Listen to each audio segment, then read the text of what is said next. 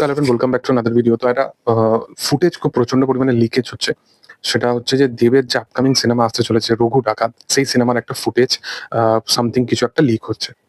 C আমি এটা বুঝতে পারছি যে দেবদা যেটা বানাচ্ছে সেটা কিন্তু একটা দুর্দান্ত মাফিক একটা কাজ হতে চলেছে এবং তুমি একটা জিনিস বুঝতে পারবে যে তুমি যদি কোনো জায়গায় একটা আম আমি গতকালকে ইডেন গার্ডেনে যাই এবং সেখানে স্টেডিয়ামে ম্যাচ দেখি, কেকেআর আরসিবির ম্যাচ দেখি এবং এই যে ফিলিংসটা আমি বিরাটকে সামনে থেকে দেখি বা অনেক আরো প্লেয়ারকে আমি সামনে থেকে দেখি।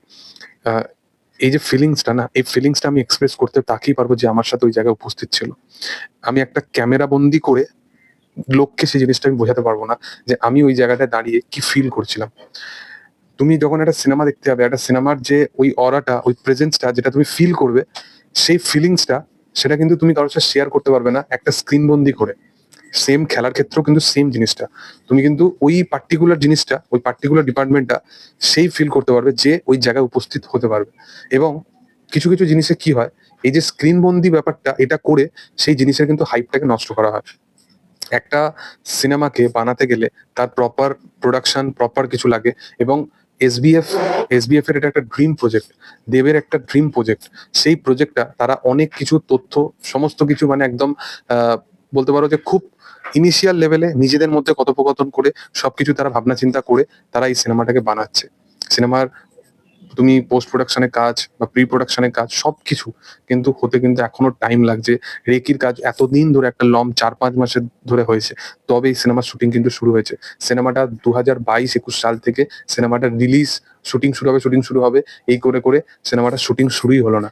মানে বাংলা ইন্ডাস্ট্রির এইরকম কাইন্ড অফ অবস্থা পর্যায়ে পৌঁছে গেছিল। সেখানে দাঁড়িয়ে আজকে কিন্তু প্রোডিউসাররা ভরসা পাচ্ছে। যে প্রোডিউসাররা ভাবনা চিন্তা করেছে যে হ্যাঁ, এই সিনেমাটা থেকে দেবের সেই ফেস ভ্যালুটা আছে যে আমাদের ওই কালেকশনটা নিয়ে আসতে পারবে বা আমাদের ওয়েস্ট বেঙ্গল মার্কেটে বক্স অফিসের পোটেনশিয়ালটা অবশ্যই আছে। এটা কিন্তু মেকার্সরা বুঝতে পেরেছে। প্রবলেম যেটা সেটা হচ্ছে ভালো কনটেন্ট অডিয়েন্স খুঁজছে। কনটেন্ট মিনস মাস মাসালা ফিল্মস একটুখানি খুঁজছে বাংলাতে। অন্য ধারার ছবি তো অনেকই হচ্ছে। সেইটা অডিয়েন্স খুঁজে পেতে চাইছিল। সেইজন্য খাদান সেই জিনিসটা করে দেখিয়েছে।